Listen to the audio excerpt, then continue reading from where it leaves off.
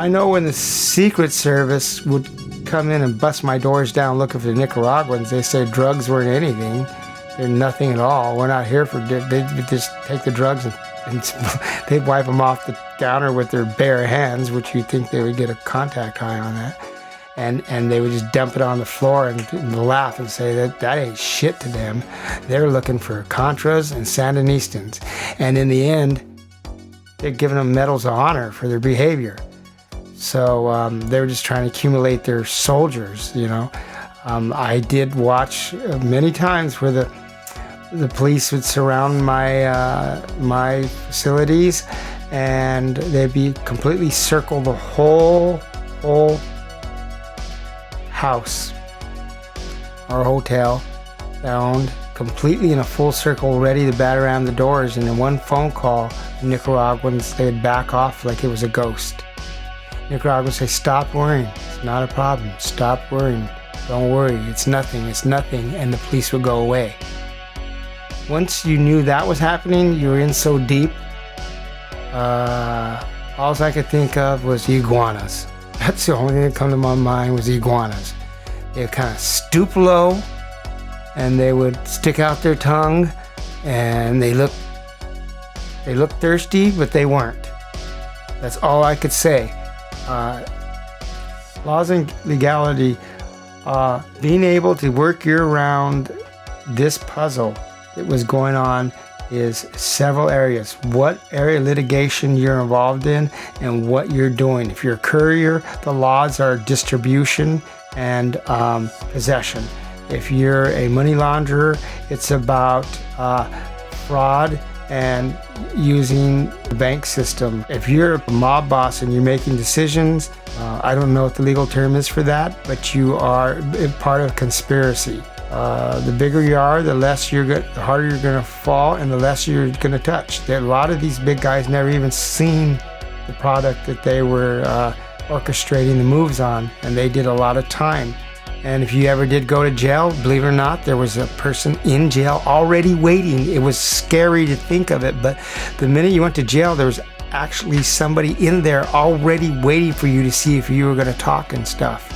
It would shock you, because there'd be a Nicaraguan sitting there that you knew on the outside. They got into that cell before you even got processed.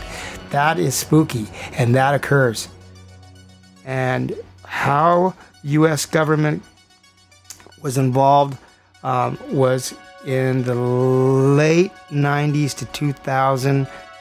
Things started busting at the seams. That's when you start losing control. People don't want to be loyal anymore. They got out of hand. They were not dressing themselves well anymore. They weren't buying cars anymore. They were misappropriating funds. They weren't bathing well. Their self-esteem was not even close to the same. Their thought process was different. Their organization skills were totally obliterated. They were recluse. They would hide. They would not answer the phone or the door for days or hours. They'd misappropriate funds. Trust was down. Behavior was chaotic. It was unpredictable. And it was really obvious when it hit. It did blow the seams off of everything. I don't know where it came out of. I do remember shipments got thrown in the water accidentally and stuff, and they had chemists, these German chemists, try to salvage large amounts, millions of dollars worth of contraband that got wet, and they brought it to basic form. I guess that could be the way it surfaced, just trying to salvage it. It's just a hard area. I'm not going to point fingers to Nicaraguans, but that seemed to be their area of expertise. And I had to abstain my involvement with that. I felt the danger was too high for me. And I noticed things didn't go right. They just didn't go right. People didn't act right. Things started going wrong. It busted at the seams. And that fantasy ended with crack. Crips and Bloods were basically running crack houses, and when they would buy large amounts of stuff, they would exchange it. When I noticed when they would buy large amounts of stuff, if you could get them if you could get them in a position where you could trust them, which was not easy to do, you had to know who you're dealing with. Anytime they were at that level, they were good to go, 100% awesome, best. A lot of the money they exchanged was dyed lots from bank robberies. And it was never counterfeit money. Counterfeit money did happen on my lap several times, and that's a great way to get killed by whoever's the money was going to. So you wanted to avoid that counterfeit money. Crips and Bloods, they had dilated money from bank robberies, but they were okay to deal with. How you drop out of business with them is after a while, their stuff was just so scandalous. You just can't go on anymore because they were their gang wars. If you were wearing the wrong color that day, you contradicted your business. What about the Sergio thing? Can you talk about the Sergio thing on the podcast? I don't really know Colin. Well, I know he came to the Roar Mansion, and he's the one who said, okay, we're going to do an arms deal. Go ahead, go through with it. Take your risks, take your chances. Because the Chinese are the ones who brought me American arms and Czechoslovakian arms. What else? They brought Uzis too, which is from Israel. Can you talk about brand new in the box? So you can't talk. You can't in the box. They're not. It is not a dead end. It's just something that I don't know. I just suspect that he came in at a cerebral level to watch how much these people to go report to the U.S. government how much Garrett and Josh misbehaving. And this is a Nika Wenzel, right? How the Nikas were managing the drug part of it, and how they're mismanaging the drug part of it, and how out of control it was. That's when the Secret Service came in our house, remember? And you remember when you were a kid and the Secret Service came in our house and they handcuffed me and put me on the floor and used vinyl straps and put me in jail. I ended up doing 99 days. I almost did federal time. They knocked it to state time in Oregon. It had to do with them looking for Sandinistans. For Todd. They were looking for Todd. So there was drugs in the room. They got the drugs and they says, "You think we want drugs? Fucking drugs ain't shit." The Secret Service took cocaine. They just threw it on the floor, and then they vinyl strapped me to the floor. And you're kicking them. Sean was kicking them. This Secret Service, okay? And then the police came and the police said, "Look, we're not. This level is so high." Chad. This is a Secret Service. We're just police. We're Seattle Police Department. We're just like, just look at us like bus. We're the bus. We're just basically like a bus to carry you off to wherever prison they're going to block you guys in. So then they send in this one guy, and he is from the CIA, and he's talking to Secret Service, and he says, "We're not here for drugs.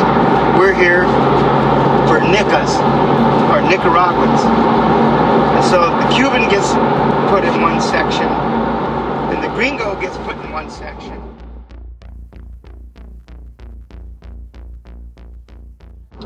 Colin was trained by some government. He was more formal. He was here in the USA, probably for the Contras. Yeah, those guys were mopped out probably about 1996. They surfaced and then they disappeared. They went back. They were definitely smarter. Those guys were together, but they weren't. The drugs were so aside of them, they couldn't. I don't think that they could just put the picture together very well. They couldn't get why drugs were involved. They didn't understand that. They weren't They couldn't hit the streets really well.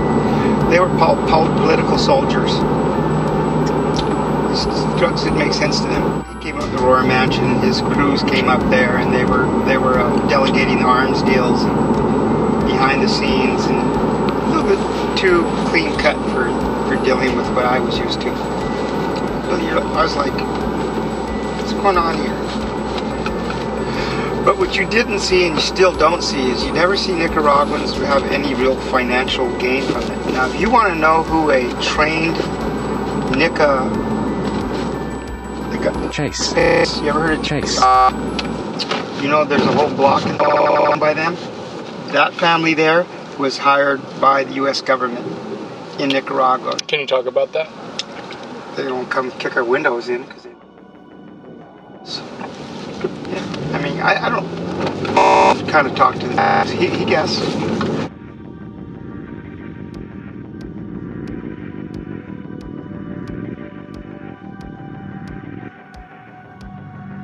I don't believe in coincidences. I think once, like I said before, all roads will lead to organized crime. If there is one thing coming through, the other's going to come through, and the other thing's going to come through, and pretty soon your antiques and artifacts are going to come through the tunnel, and the weapons are going to go through the other end, and the drugs are going to come through that end, and kidnapped people are going to come through that end, and political refugees are going to come. They're all these roads are going to intersect.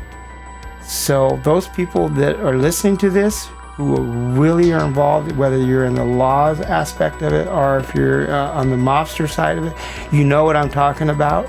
And those people who have no idea, just figure it out. I mean, all roads are going to lead together. They're going to intersect. Do they bump heads? Sometimes they do, sometimes they don't. Sometimes they do, sometimes they don't. How do you avoid these situations is you stay up a lot of the time thinking about things. But what you don't want to do is be at a mental capacity where you can't handle things. If you can't handle it, get out of the kitchen, because it can get really hot. As Nicaraguans remind me of iguanas. They looked fierce, but there's something about them that was harmless. It always blew my mind, and they never used that as a threat. They always thought that I was being a jumpy person, but how was I to know that they were being guarded by the U.S. government? They never said that. Their actions clearly showed that, and of course I was jumpy. You know, I got everything to lose. And they would take over my environment. And Clemens had warned me, be careful, they're going to take over your environment. And they did. And it wasn't one of them, it was 30 of them. All armed, all dangerous, all on point, all working with the U.S. government. If I get drugged to court tomorrow, I'm just going to say, you know the U.S. government, you did it. And you Nicaraguans know you did it. You too know you do it. And if I got involved with you, I guess I'm stupid, or I got involved and that's my fault. And that's the way it goes. But no big harm came out of it, but it did get me put in jail, and it got me in trouble. And that's what they want. Prison, they're going to block you guys in. And then they send in this one guy, and he is the CIA, and he's talking Secret Service, and he says, we're not here for drugs, we're here for Nicas, or Nicaraguans. And so the Cuban gets put in one section, and the gringo gets put in one section, but I had instincts, and I knew that if I slept in my bed that night, I'd be killed. So I said, Fred. I'll give you $100 to sleep in my bed because something's wrong. And he goes, what makes you say something's wrong? I go, because every single power tonight is in this room. And it's really weird. There's like a dry spell, and then all of a sudden there's this hesitance. And the Cuban's going, Coño, Santa Maria, Coño, something's wrong. And he's going fucking crazy. The Cuban's driving me fucking out of my fucking brain. And then we got an Argentinian in the room. We got a Venezuelan in the room. We got a Cuban in the room. We got a Nicaraguan in the room. We got a Colombian in the room. I'm the only fucking guy that's fucked up in the gringo. Fred. Was in the room. And I said, if we make it past tonight at 6 in the morning, there is a God and there's miracles. 5:58, 5:59, boom, boom, boom, boom, boom. Doors come in, windows break, Secret Service, we're the Secret Service. Fuck. City of Seattle Police Department just in the background. So we'll hold their hands there going, we're not here, but just that's it. All the SWAT team vans, everything. So I'm sitting in a fucking room in jail downtown, in a private room, and I go, I am so on tape right now. They got a phone in the room and they got me in the room. Okay, I get on the phone and go, wah! No, thank you. Fuck no. No No, thank you. No. This is funny. This is 2 days. They haven't given me nothing to eat. I've been standing in my head upside down in this room in cities or some jail underneath the city of Seattle. It's not even the city, it's federal jail. I'm in a federal jail downstairs, sitting upside my head, and they ain't said a word to me. They left me and the phone alone. Geez, I'm really bored. Okay, can I call for a pizza here? They have not been. No pizza. Man, jeez. Okay. They're gonna use the food tactic on me next. Food tactic. I know my shit must be pretty fucking good right now, because they haven't asked me a question. They're just sitting there watching me in a room, recording everything that I do. So basically, if I get away with this, I got paid all that money all this time. I just do nothing. Now, it's a great opportunity to get sleep. Then they send in a guy who says he's been following me for years. I go, oh yeah, I know that guy. They got already went to court on that. He's a DEA agent. He was an undercover DEA agent. I know that shit. And he's like, extradite him. Take him to Oregon. Take him to Oregon. And so I go to Oregon to sit there in state prison for 99 days, which is for babies. There are ladies in there and all kinds of weird shit. And they let me go. And I go, just because those nickas, all this happened. And in the end, the nickas never went to any jail. They just wanted to take those weapons away from the Nicaraguans. They did not want them to have any way to overpower whoever or whatever. They couldn't be that powerful. You know, you couldn't give them that much power. The U.S. government would give them that much power.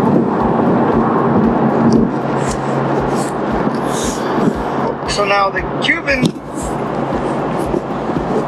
says what he says, and the Grieco says what he says, and of course Seattle Gang Task Force says what they say, and then they put me on a label.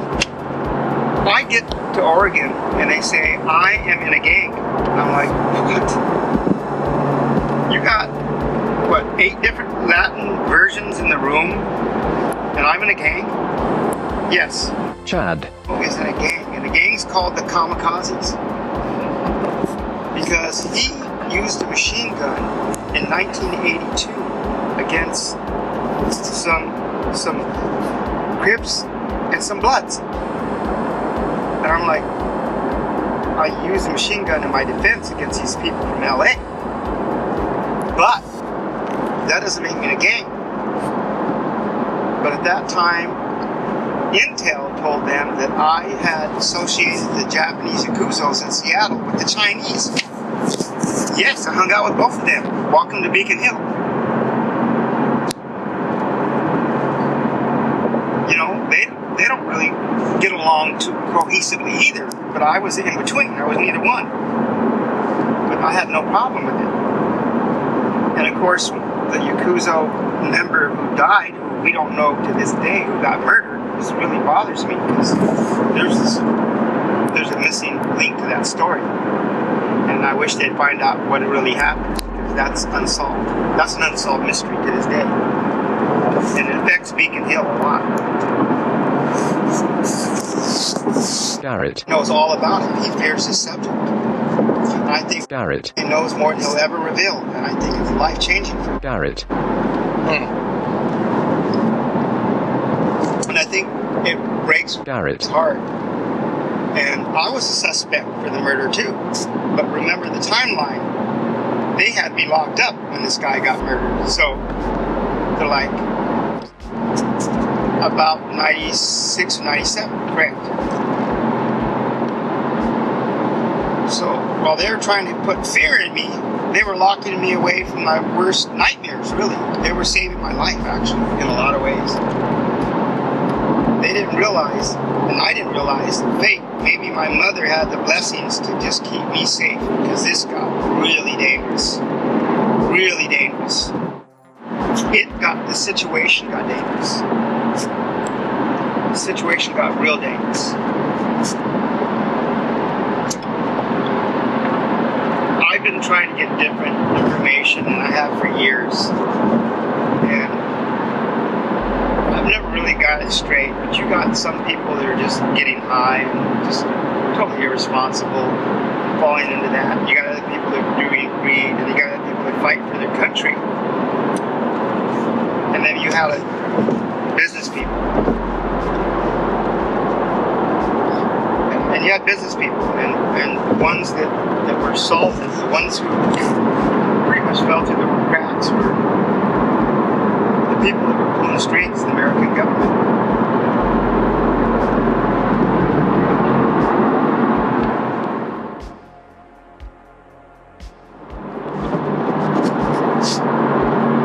Because when the Colombians were claiming amnesty and the Cali cartel was folding and going to court, they had a government link with Puerto Rican.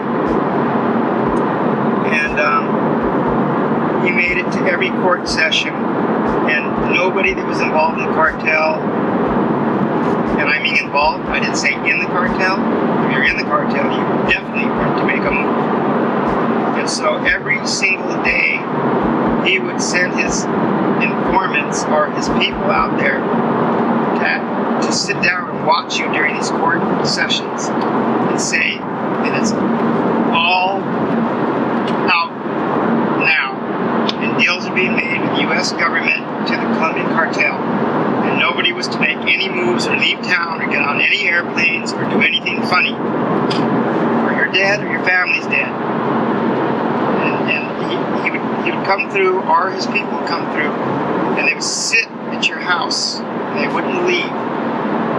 And at that point, I had to hire people to be at Aurora Mansion that were armed, and that cost me money that I didn't have. Of course, it was this funds comes here and there,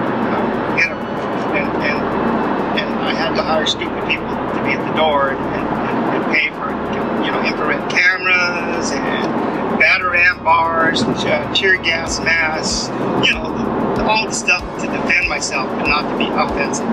I didn't use I didn't do anything to offend anybody. I made sure we had no arms on board, just defensive measures like batarang bars, tear gas masks. I had all that. So I was basically ready for the. It wouldn't be the first time that I've had tear gas shot into the Aurora Mansion. The canisters come through the windows and fill it up with tear gas. I'm ready for all that kind of action. That's just a defensive measure. But I made sure that I didn't do anything because I knew that if we had any weapons on hand, that was our ass. I've already, used a machine gun to defend myself against these people from LA, and then the second time a machine gun was brought out was when Ross handed me one. Oh, wait, that's the first time. And the second time was when a Cuban informant came to my safe house in Portland, and I had Josh there and Sean as a baby, and that was a safe house. And all my money and cars and everything in Portland, Oregon, and I was like, oh shit, this guy is close to the bees honey, but this is also the bees nest. So I pulled a machine gun out against his head, and I said, man, why are you coming to my house? This is where I have my kid and my family. Why are you coming here and making me sell you drugs, man, and all this shit, man, and bring me liquor? I don't even drink, man. I don't touch liquor, man. What you trying to fucking do to me? Who are you? You the police? And he said, it's all safe. It's all safe. Chad Has a gun against me to the man in blue. And all of a sudden, people start coming. Police start coming out of all the houses in Portland. Every house across me, next to me, helicopters overhead. And I go, wow. I think my mother helped me get on that one. Who was the Puerto Rican guy, though? I want to go back to that. Do you know the name? Puerto Rican guy? Puerto Rican guy. I can't say his name. He's still out there. He's still part of the U.S. government. Do I know?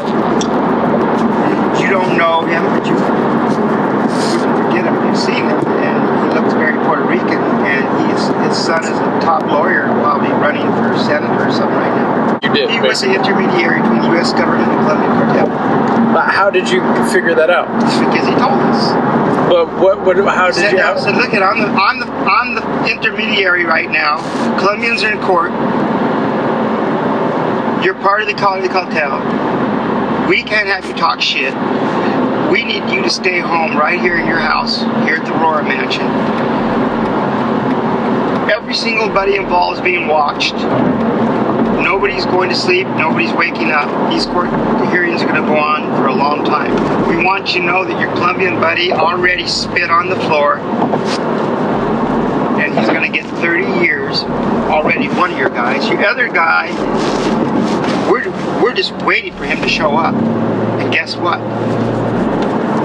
They never got him. He got plastic surgery and he changed his appearance.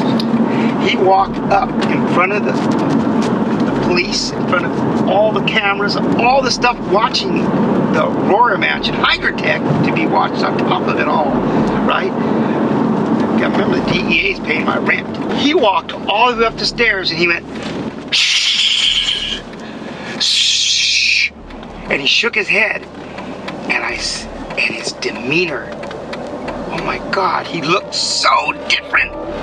He went and got plastic surgery, and he's one of the most wanted men in the world. And they didn't know who he was.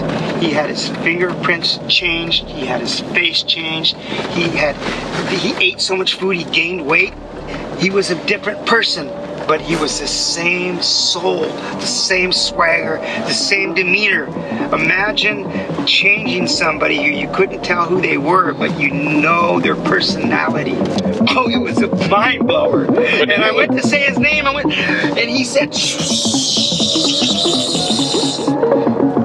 it was when the whole world was looking for him. It's when Pablo Escobar was about to get whacked. Pablo Escobar was going to get whacked. He was going to get whacked, and he would spend a lot of money in plastic surgery. Lots of money. So